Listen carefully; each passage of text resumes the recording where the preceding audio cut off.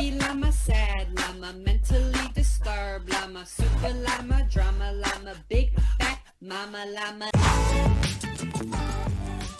Hey up troops, welcome back to the Litanah Army. I'm Lit and this is Fortnite Save the World. And in the store today we've got the superhero llamas. Now there's not many heroes that I really want, but what I thought we could do in this video is actually open up the llamas, and what I'll do, I'll actually talk through each hero a little bit, or the really good ones that stand out, and let you guys know whether they're good or not. So it's really more for the newer players here who don't know which heroes to get, but I thought it'd be a good way to go through them. Rather than just randomly selecting one today and doing a gameplay, I thought this would be a good way to see like a mixture of heroes, and also to get your comments as well down below to see what you think of each individual one. So we spent 2,000 V-Bucks yesterday on getting the llamas that were there. I think it was the Super Troll Trash llamas that we got yesterday, but this one are the superhero llamas. So we're going to see just how good they can be. So stay tuned and let's open our first one. Okay, so here we go. So this is the first one. Should be decent. I'm not going to do the Fortnite llamas, I don't think. Depends how good these are.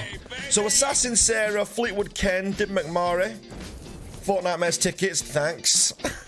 I really wish they'd have put something like really rare in there. We'll go for a... I think more people play Soldier, so we'll go Soldier. Rescue Trooper Ramirez. So we can go over, like I said, I'm going to go over like the ones that stand out. None of these really stand out at the minute. Assassin Sarah maybe, but in green. Pathfinder Jess, always good. Alright, let's open this one and then we'll have a quick look at each one. Alright, here we go. Alright. Forget about it. So let's see what we've got here. Ninja or Constructor? I passed on Constructors last time, so maybe I should get a Constructor this time around. Controller Harper. More candy. We don't call them candy in the UK, we say sweets, but still, we know what it is. Okay. Oh, Enforcer Grizz. Good. Okay, well, we may as well start with Enforcer Grizzly then. Now, this one is actually David Dean's go-to character at the moment, so we use this one all the time. He's got great Teddy uptime. He has a lot of buffs what he gets from the actual, from using the Teddy as well. Some of the ones down at the bottom here, if you have a look, he's got Barricade, so enemies damaged by Teddy have a movement and attack speed slowed by 30%. So he's got automatic snare on the Teddy, which is really good for crowd control if you're in groups. He's also got this upgraded bearing, so increases the Teddy's rate of fire by 50%, and then Berserker increases the damage dealt by Teddy by 25% and the duration by 5 seconds. So there's a lot of really strong buffs to his actually Teddy. Probably the strongest Teddy in the game. You combine that with hover turrets and decent weapons, they don't have to be great weapons, but decent weapons, and you've got a really strong hero there who can actually wave clear, crowd control, and do a little bit of everything. So he's an extremely versatile hero and one worth getting. Dragon Scorch is fantastic, but we've only got him in a blue there.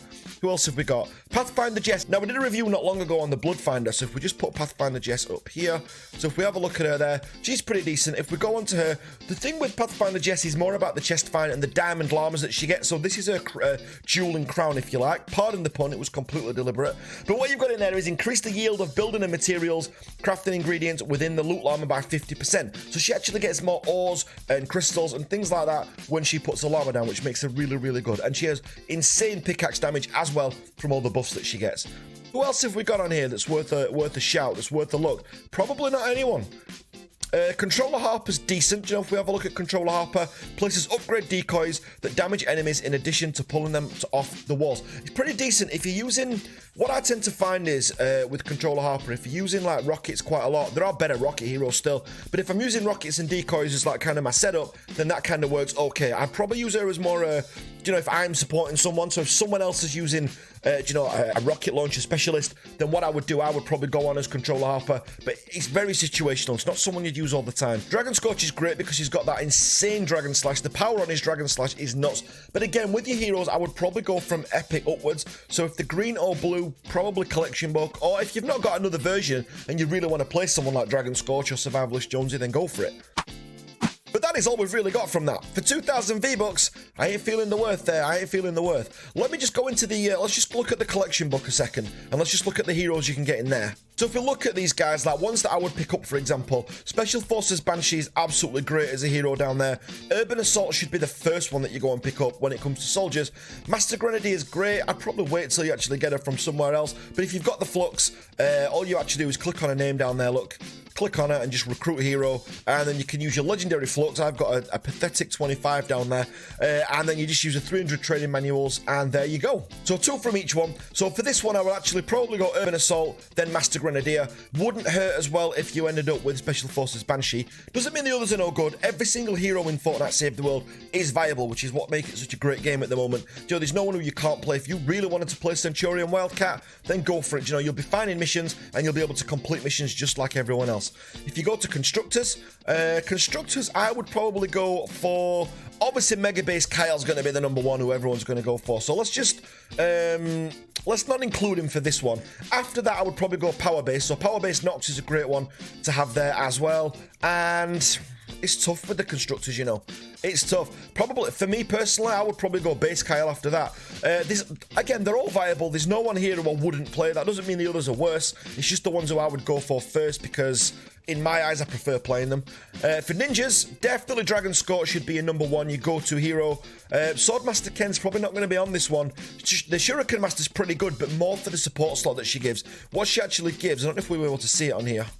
Oh, Inspect Hero, yes we can. So if we go to bonuses, she's got this, look, ability damage. So increases all ability damage by 10%, and that scales up the more that you level her up, which makes her really, really powerful with other heroes. If you're going to use someone like Enforcer Grizzly, for example, who we've just got from the Llamas, then she's someone who could be, you know, crazy useful for that.